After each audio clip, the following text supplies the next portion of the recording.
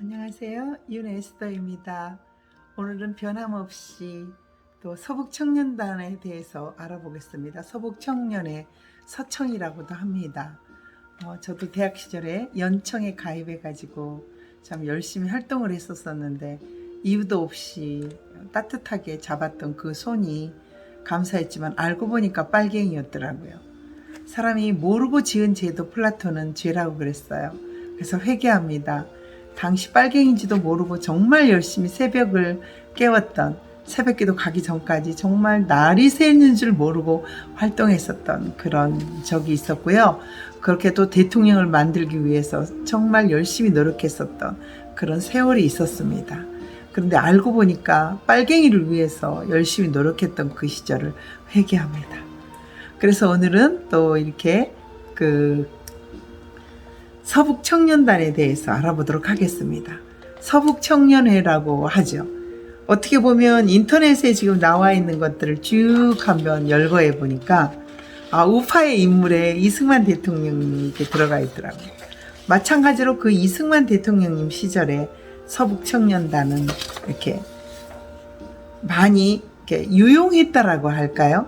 그 대통령을 무투표로 또는 100% 되기 위해서, 당선되기 위해서 함께 활동했었던 그런 단체가 아니었나 생각이 듭니다.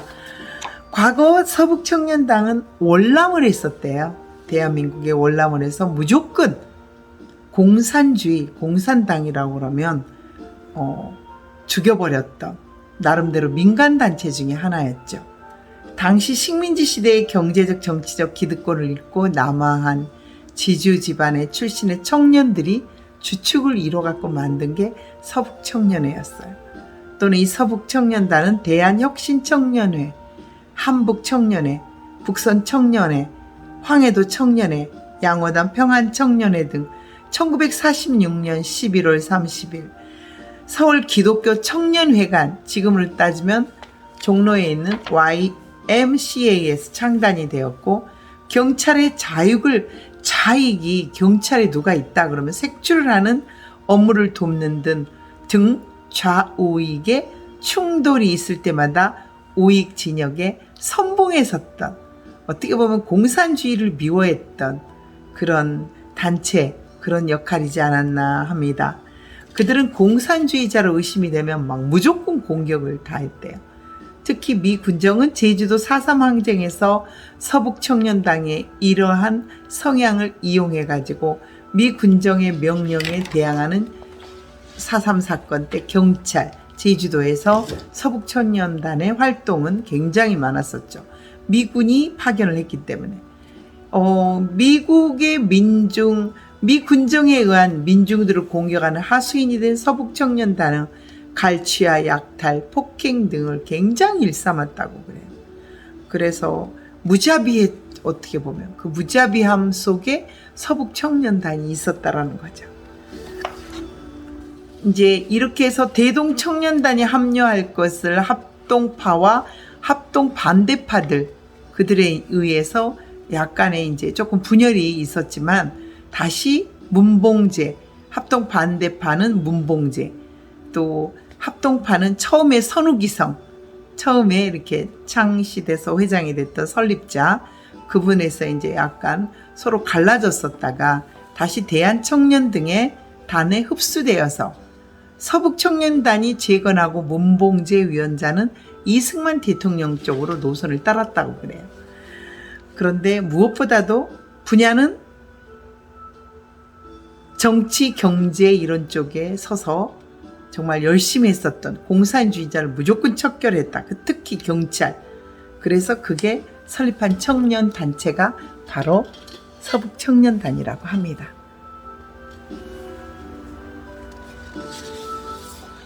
좌익 공격에 적극 가담하는 그런 서북청년단이죠. 그러면 부위원장에 처음에 선우기성이 선출이 됐고요. 장윤필, 우리가 많이 들어봤죠. 그분과 조영진이 훈련부장으로 있었는데, 조영진과 문봉제가 교체되면서 문봉제 이제 그분은 이승만 대통령 노선으로 같이 합류를 했었고요. 처음에는 경상남도 본부를 선치해서 이남 지역으로 활동 범위를 확대했다가 나중에 서울에 본부를 두고 활동을 했었다고 그럽니다. 기능과 역할을 보면 서북청년회는 이북에서 월남에 남한에서 아무 연고도 없이 그런 청년들을 적극적으로 모았다고 그래요. 합숙소에서 공동생활을 하면서 공산주의에 대한 적대감을 활용해서 좌익 공격에 앞장서게 했었죠. 좌우 갈등이 심할 때마다 우익 정치편에 정치인들과 긴밀한 또 친일 기업가들을 또 함께 친일 기업가들에게 자금을 받아가지고 좌익 계열의 사무실이나 신문사들을 무조건 습격해가지고 좌익 계열의 노동운동이 활발한 회사와 회원들을 입사시켜 노동운동을 파괴하기도 했다라는 그런 평가를 받고 있습니다. 특히 제주도의 4.3 사건과 3.1 사건 이후에 서북 청년회의 놀라운 활동은 오히려 민심을 악화되어 남로당이 봉기를 결심하게 된 원인이 되었다고 그래요. 너무나 무자비하게 경찰들을 막 죽이고 그랬던 공산주의가 아니었는데도 공산주의라는 생각이 들면 무조건 죽였기 때문에 그때 남로당이 봉기를 결심하게 됐죠. 공산주의를 너무 죽이다 보니까 남로당이 생길 수 있는 그런 또 계기를 마련했군요. 무투표 당선을 시키기 위해서 5월 10일 선거 때 이승만 대통령님을 무투표 당선을 시키기 위해서 최능진 후보 등록을 또 방해하려고 그랬다고 그럽니다. 의의와 평가를 한번 살펴보겠습니다. 서북청년회는 북한에서 진행된 공산화의 결과로 월남을 선택한 청년들이 남한에서 좌익 공격을 앞장서게 된 것으로 이북의 계급 갈등이 이남으로 오히려 이월하게 된 것이 아닌가라고 볼 수 있습니다. 그게 어떻게 보면 이제 의이고요. 거기에 보면 암살 테러, 민간인을 대량 학살을 해서 남로당이 생길 수 있는 어떤 계기가 됐고요. 그 약칭은 서청이라고 그래요. 극우 성향의 테러 조직이었던 게 바로 서북청년회입니다. 어떻게 보면 무시무시하겠네요. 약칭은 석청. 그리고 폭행, 강도, 강간, 살인, 고문을 물론 아주 그냥 영아 살인까지 사람이 저지를 수 없는 악행을 저질렀던 그런 군인이 아닌 민간단체였다고 그래요. 그래서 사람들은 때로 마치 나치와 KKK 합친 것 같다 할 정도로 엄청나게 아마 무서웠었던 모양이에요. 좀 그 테러 조직이라고 할 정도로 엄청나게 힘들게 했었던 그런 거죠. 오히려 이렇게 민족주의 백범 김구를 암살한 적이 있던 안두희 우리가 알죠. 그 안두희도 거기 정회원에 활동했을 정도로 오히려 그 활동이 심했고요. 오히려 또 개신교의 민족주의자 조만식 선생님이 한국전쟁 전에 고려호택에 연금되었던 것이 있었다고 그래요. 그래서 단순히 또 이런 면에서 서북청년회 구성원에 개신교들이 있었던 건 사실이지만 종교적인 측면에서 이런 악행을 벌일 수 있지 않았다라는 의문이 나옵니다. 처음 시작은 기독교적인 사람들이 의외로 많았다고 그래요. 그러나 대다수의 서북청년회는 기독교인보다는 공산주의에 이가 갈린 그런 사람들이 많이 있었다고 그래요. 그래서 이제 혼자 재산이나 모든 것을 잃어버리고 북한에 있을 때요. 그래서 월남을 했었던 그 젊은이들로 하여금 공산주의를 미워하는 그런 젊은이들이 모였던 정말 그런 서북청년단이고요. 국립경찰의 1700명이 서북청년단원에 들어갈 정도로 군대에서는 6500명이 서북청년단에 들어갔으면 어마어마한 이승만 대통령 시절에 서북청년단원들은 군대 6,500명, 경찰 1,700명이면 어마어마한 단체였던 것 같아요. 또 그 장택상이 강력히 서북청년회를 해체하고 대동청년단으로 합류시킬 거를 요구하자 장택상 우리가 많이 들어봤죠? 그분이 강력하게 반발을 했고, 조병옥 또한 치안상의 문제를 들어서 서북청년단의 반대를 했었다고 그럽니다. 그래서 이 서북청년단이 문봉재 위원장, 이승만 대통령님을 주로 이렇게 노선을 따랐던, 이승만의 친위대 역할을 오히려 했었던 서북청년단이나 대동청년단, 이들이 오히려 다른 정치 세력의 기반을 뺏어버리고 이승만 대통령 시절에 크게 한몫을 했었던 그런 단체였었던 것 같아요. 그래서 요즘도 계속 이어지지만 민간인들에게 너무 많은 학살을 했기 때문에 서북청년단이 요즘 현존에 몇 사람 정도 현존에는 있겠지만 여기에 보면은 해체된 것으로 알고 있습니다.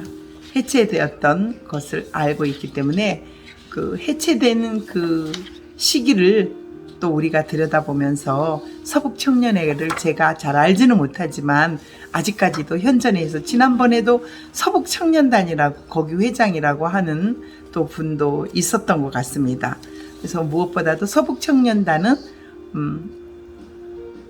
창립은 1946년 11월 30일에 됐지만 해체는 1949년, 46년에 47, 48, 49 약간 3년 만에 해체가 됐었던 그런 것이고요. 설립 목적이 좌익 공격을 위해서 설립이 됐었던 그런 단체라고 그럽니다.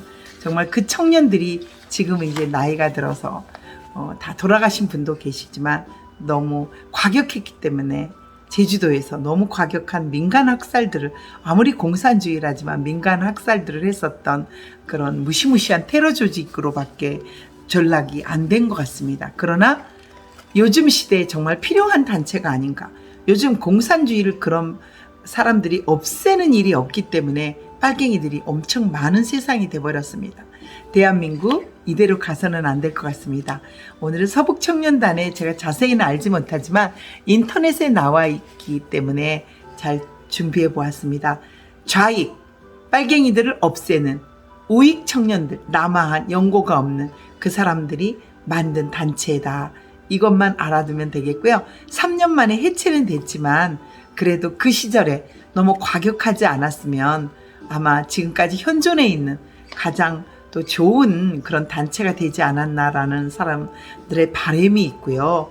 또 기독교인들, 우리나라가 망하지 않은 것도 천만 기독교인들의 기도입니다. 저도 이렇게 새벽마다 기도를 하면서 나라와 조국을 위해서 기도를 하고 있습니다만은 어떻게 보면 정말 진정으로 조국 대한민국을 위해서, 나라를 위해서 기도하는 그런 사람이 되기를 간절히 소망합니다. 대한민국 망하지 않은 이유가 기도자들이 있기 때문입니다. 천만 기독교인. 어떤 분들은 기독교를 주축으로 해서 서북청년단이 생겼다고들 하지만 천만에 아닙니다. 기독교인은 그렇게 사람들을 무차별하게 죽이는 일이 없습니다. 회개하고 또 돌아서는 아마 그런 사람이 있을 거라 생각합니다. 우리 주님의 말씀, 성경 말씀을 보면서 지금은 또 새벽 기도를 준비해야 되기 때문에 오늘은 서북청년단을 여기까지 알게 되었고요. 내일은 조만식 선생님이 주로 자주 나오거든요.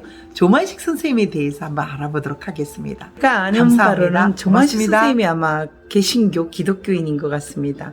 독립운동가로는 기억을 많이 하고 있어요. 그때 조만식 선생님 정말 위대하신 선생님, 고당 조만식 선생님에 대해서 그러면 내일은 알아보도록 하겠습니다. 내일은 토요일이니까 내일은 안 하네요. 다음 시간에 월요일에 알아보도록 하겠습니다. 토요일과 주일은 복된 주일을 또 지켜야 하고요. 토요일은 큐티만 합니다. 새벽 예배는 주일날은 없기 때문에 내일은 기도로 또 하나님 온전히 섬기고요. 역사적인 발자취, 또 한국의 기독교인들, 또 이런 것을 알아보는 그것은 월요일부터 금요일까지만 하도록 하겠습니다. 오늘은 또 철야 기도가 있는 금요일이고요. 날씨가 몹시 스산해졌습니다. 새벽에 나오기가. 여러분 감기 조심하시고요. 아버지 천식이신데 오늘 아침에 가슴에 파스 붙여드리고 또 저녁에 못다 드신 약 하나 계속 요새 침대에, 또 침대보다 소파에 그냥 앉아 계시면서 잠을 청하세요. 그래서 새벽녘에서 겨우 누울 수 있는 그런 아버지의 모습을 보면서 천식 환자들 계절 환절기 됐습니다. 늘 조심하시기 바라겠습니다. 너무